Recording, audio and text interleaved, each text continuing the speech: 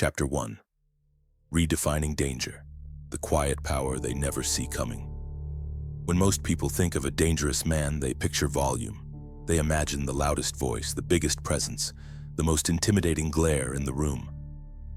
They think of dominance as something you broadcast, a performance, but that's not real danger, that's theater. The most dangerous man in any room is never the loudest. He's the one you barely notice until you feel his weight. He doesn't demand attention, he earns presence. You feel it in the way he moves. You feel it in how rarely he speaks. You feel it in how measured his words are when he finally does. And here's the paradox. True danger has nothing to prove, because real power doesn't posture. In today's world, we're surrounded by noise, social media, news, opinion, anger, arguments, everyone shouting to be heard, everyone chasing validation. But the Stoic man, he listens, he watches. And while everyone else is shouting over each other, he's gathering information, he's assessing the room, he's building an internal fortress, one you can't see but definitely feel. Because here's the thing no one tells you. Stillness is a threat to the insecure. They don't understand silence. They can't tolerate calm, because in their world, power must be loud. But in your world, the Stoic world, power is control, not over others, over yourself. A man who cannot be rattled, cannot be predicted, and cannot be drawn out of his center by chaos. That man is dangerous, not because he's trying to be, but because he's mastered the rarest skill on earth, inner gravity. You know these men when you meet them. You feel their steadiness, their boundaries, their complete lack of need to prove anything. They don't flinch when challenged. They don't brag. They don't chase approval. They simply exist. And the world orients around them. That's not intimidation. That's presence. And presence isn't volume. Presence is stillness, precision, restraint. It's the man who can hold your gaze without blinking. The man who pauses before speaking. The man who lets silence do the heavy lifting. So if you've ever been told you need to be more aggressive, more dominant, more alpha, let me offer you this instead. You don't need to yell to lead. You don't need to control the room to command it. You don't need to fight to be feared. You just need to master yourself. And in the chapters ahead, I'm going to show you exactly how. Chapter 2. Presence over performance, the currency of unspoken power. Let's get something straight. You don't earn real respect by putting on a show. Respect, lasting, quiet, weighty respect, comes from presence. Not noise, not volume, not flexing your achievements, but presence. Now, what exactly is presence? Presence is when a man enters a room and people look up, even if he says nothing. It's when his body language speaks louder than anyone's words. It's when people notice his silence more than they notice someone else's speech.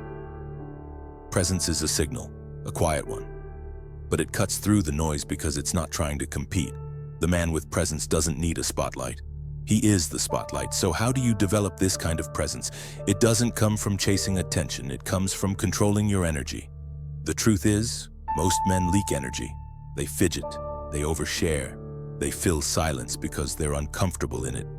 They need to be seen, heard, validated. But the dangerous man, the Stoic man, does the opposite. He conserves his energy. He speaks less but says more. He doesn't react emotionally. He responds intentionally. This is why people lean in when he talks. Why his stillness makes others nervous. Why his presence can turn a conversation just by a glance. Because he's not giving you noise. He's giving you weight. Weight is earned, not through shouting, not through bragging, not through pretending to be something you're not, but through calm, through restraint, through emotional control. You can always tell who's never been tested. They're the ones talking the most. You can always tell who's hiding insecurity. They're the ones trying the hardest to impress. And you can always tell who's in control. Because they aren't trying to convince anyone of anything. They're just there. And somehow that's enough. This doesn't mean you don't express yourself. This doesn't mean you walk around mute. It means that when you do speak, you've earned the silence that came before it. And that silence, that's your advantage. Because a man who's mastered silence has mastered discomfort, and a man who's mastered discomfort has no fear. He who is not a slave to his tongue is a king of his mind. Here is a self-reflection checkpoint. Do people listen when you speak? Or do you have to push to be heard? Are you comfortable in silence? Or do you feel the need to fill it? Do you carry presence? Or do you chase attention? The answers to those questions tell you where you stand. And in the next chapter, we'll take this deeper into the body language, posture, and control that make presence visible. Chapter 3. The body never lies. How Stoics speak without speaking. You can say everything without saying anything.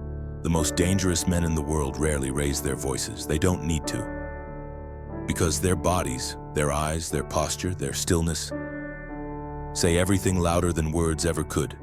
And that's the truth most men miss.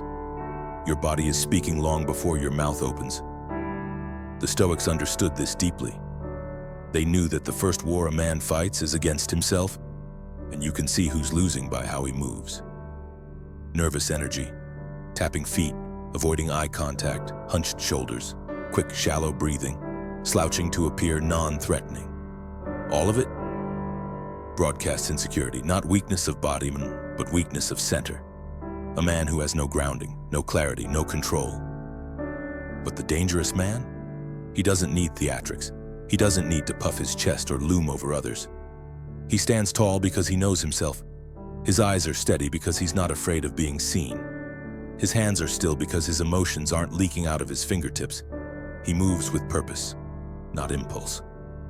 Let's break it down. 1. Posture is authority. Stand like you've earned your place. Back straight, chin level, shoulders relaxed, not rigid, not slouched. Posture tells the room how much you value yourself, and they follow your lead. The man who takes up space calmly is seen as confident. The man who shrinks to be liked is forgotten before he finishes his sentence. How you carry yourself teaches others how to carry you. 2. Eye contact is command.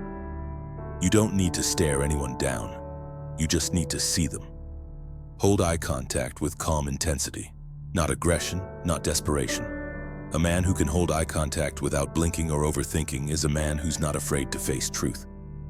And the most powerful eye contact? It doesn't challenge, it doesn't beg. It just sees, fully, unapologetically. That's what shakes people. They're used to attention. They're not used to awareness. 3. Stillness is signal. Fidgeting reveals nerves. Rambling reveals anxiety. Stillness reveals power. Stillness is the energy of a man who doesn't need to react. He doesn't chase the moment, he shapes it. When others speed up, he slows down. When others reach, he receives. When others fill the silence, he lets it breathe. Stillness is not absence, it's intention. And intention is power. The Stoics didn't teach us to be statues. They taught us to be measured. Every word, every motion, every pause. Deliberate. Because when you master your body, you don't need to dominate others. They feel your centeredness. They respect it. They adjust to it. You don't need to interrupt. You don't need to raise your voice. You don't need to escalate. You just need to remain unmoved. Now it is time to self-reflect. What does your body say before your words do? Do you speak to fill space or to deliver clarity? Are you projecting strength or leaking insecurity? In the next chapter, we'll move from physical to psychological and dive into how emotional control makes a man untouchable, unfazed, and unforgettable. Chapter 4. Emotional control is the ultimate strength. If you want to know who the strongest man in the room is, don't look for the one lifting the most weight. Look for the one who doesn't flinch when tension enters the space, the one who stays calm when others panic, still when others get loud, measured when others lash out. That man owns the room. Because control, real control, isn't about others. It's about you. It's not about intimidating people into submission. It's not about making everyone agree with you. It's not about bending the room to your will. It's about being so grounded in your values, your emotions, your inner world, that nothing outside of you can hijack your peace. That's the difference between a man who responds and a man who reacts. One owns his energy. The other gives it away at every bump in the road. When you react emotionally to everything, you become predictable. You become easy to manipulate. You lose control before the conversation even starts. You're just a puppet for your own impulses. And if you can be triggered, baited, provoked, you're not dangerous. you're just unstable. But if you can remain calm under fire, if you can breathe when others explode, if you can smile when others accuse, that's power, that's leverage, that's what Stoics understood. No man is free who is not master of himself. Epictetus. This is the discipline no one wants to practice. It's easy to work out. It's easy to get loud. It's easy to perform. What's hard? Sitting in discomfort without reacting, getting insulted without retaliating, being misunderstood and still choosing peace. And here's what happens when you do. People start watching how you move. They start weighing your words. They start following your tempo, not because you demanded it, but because you said it. Emotional control is leadership, and leadership doesn't scream, it guides. Here's the truth. Every time you stay calm when you could explode, every time you listen when you could dominate, every time you sit still when your ego wants to roar, you become more dangerous. Not because you're hiding rage, but because you've mastered it. Not because you're suppressing your fire, but because you've forged it into fuel. That's what makes others respect you. They don't fear your anger, they respect your restraint. Time to self-reflect. What emotion controls you the most? And who else can see it? Do you respond, or do you react? When challenged, do you get louder or more centered? In the next chapter, we'll walk into the shadows of power and explore the silent traits that make a man unforgettable, even when he says almost nothing. Chapter 5, the shadow traits of power. What you don't say, they never forget. Every man wants to be powerful, but most go about it the wrong way.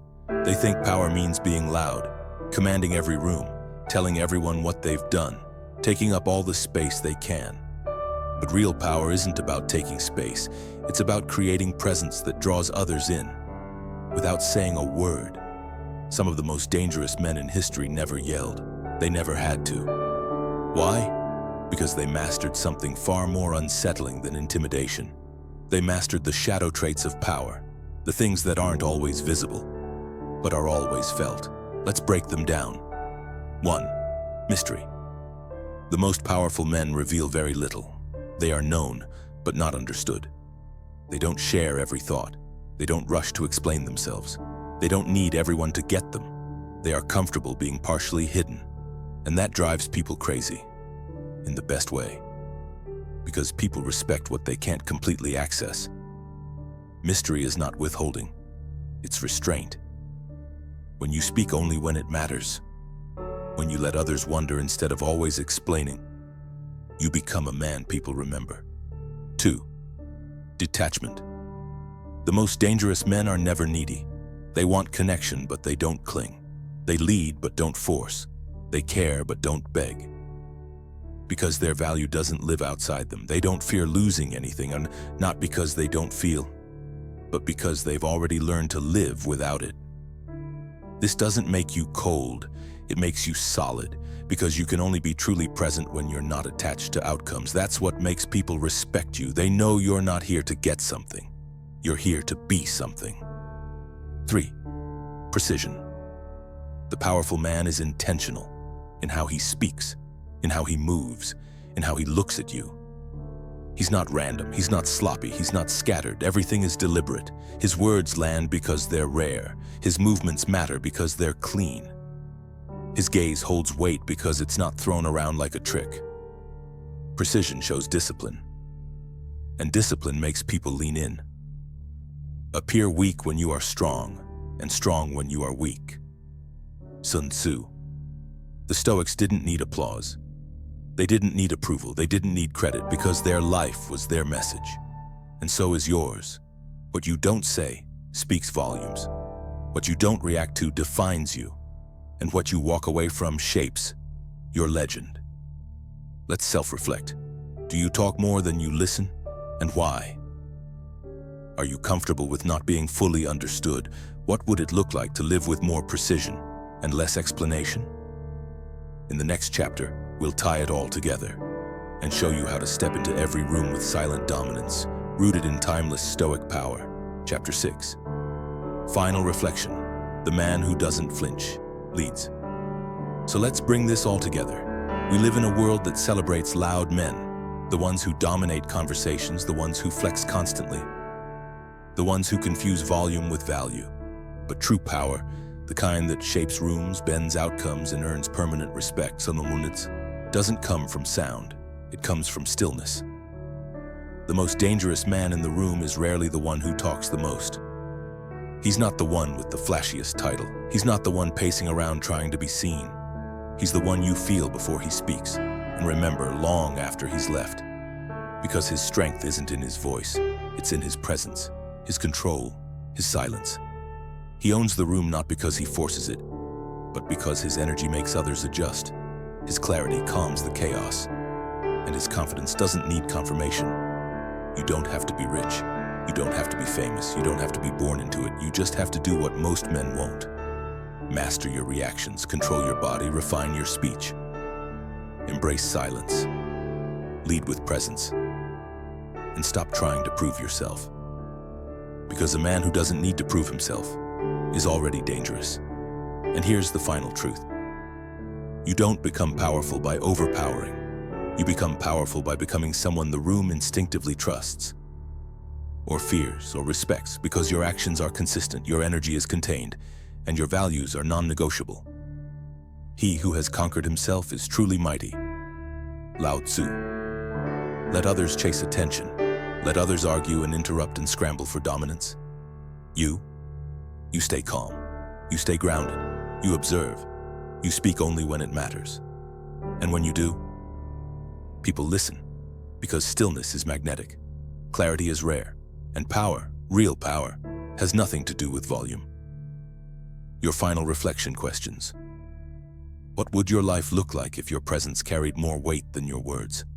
Are you building a reputation through performance or through precision? What would it feel like to walk into every room knowing you have nothing to prove? This is the Stoic way, not passive, not weak, not cold, but dangerous. Because you are centered, focused, disciplined, and free. You don't need to raise your voice, you just need to raise your standard, and the room will follow.